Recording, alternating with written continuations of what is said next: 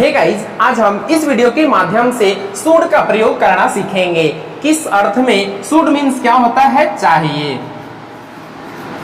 Should का जो Hindi meaning होता है वो क्या होता है? चाहिए। तो ये जो है ये क्या है? मॉडल एक्सिलरीज है। तो इसका यूज कैसे होता है? Subject plus models plus verb one plus object. It means कि यहाँ मॉडल्स शुड का यूज करेंगे। सबसे पहले सब्जेक्ट, फिर शुड, फिर इसके बाद वर्ब वन। हमेशा शुड के बाद वर्ब वन ही यूज होता है। मीन्स ऑल मॉडल्स के बाद हमेशा वर्ब फॉर्म वन का ही यूज होता है, उसके बाद ऑब्जेक्ट। तो ये शुड मीन्स चाहिए के अर्थ में यूज किया जाता है। तो इसका जो मीनिंग है वो अलग अलग रूप में भी यूज किया जाता है। ये सेल का SHALL सेल का ये पास्ट फॉर्म भी है, लेकिन यहाँ हम इस वीडियो के माध्यम से शुड मीन्स चाहिए के अर्थ में हम यूज करेंगे। तो यहाँ क्या है? एग्जाम्पल में मुझे अंग्रेजी सीखना चाहिए। तो सबसे पहले यहाँ सब्जेक्ट है मुझे, तो मुझे का क्या होता है? I should learn English. यहाँ आई हो गया सब्जेक्ट और शुड ये helping verb means model auxiliaries, और ये लर्न वर्ब वन, और ये English object.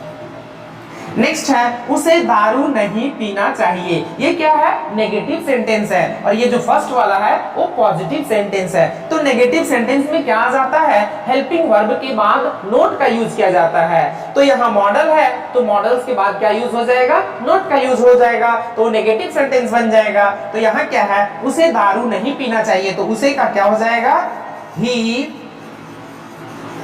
Should not drink, he should not drink wine. Wine means क्या होता है? दारू। तो उसे दारू नहीं पीना चाहिए, इसका मतलब he should not drink wine। ये क्या? ड्रिंक क्या है? वर्ब वन, वाइन ऑब्जेक्ट, और नोट नेगेटिव सेंटेंस के लिए, और शुड ये मॉडल्स। नेक्स्ट है तुम्हें गाली नहीं देना चाहिए। तो तुम्हें का हो जाएगा यू, फिर शुड, ये भी नेगेटिव सेंटेंस है तो शुड के बाद नॉट का यूज होगा।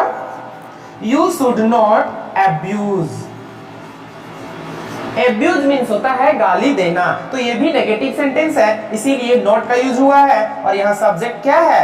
यू, और ये एब्यूज जो है वो वर्ब वन। तो तुम्हें गाली नहीं देना चाहिए, इसका मतलब यू शुड नॉट एब्यूज। तो इस तरह से शुड का जो यूज है वो चाहिए के अर्थ में होता है।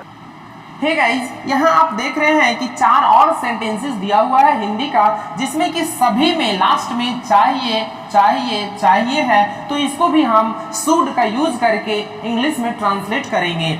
उसे मेहनत करना चाहिए, तो यह सब्जेक्ट हो गया उसे, तो उसे का क्या हो जाएगा? ही। और यहाँ हेल्पिंग वर्ब मीन्स मॉडल्स क्या लगेगा? Should. He should labour. Labour means होता है मेहनत करना, तो यहाँ शुड हो गया helping verb means model axillary, और ये वर्ब वन। नेक्स्ट है श्याम को मंच पर नाचना चाहिए। किसको नाचना चाहिए? श्याम को। तो यहाँ सब्जेक्ट हो जाएगा Shyam, Shyam should dance on the stage.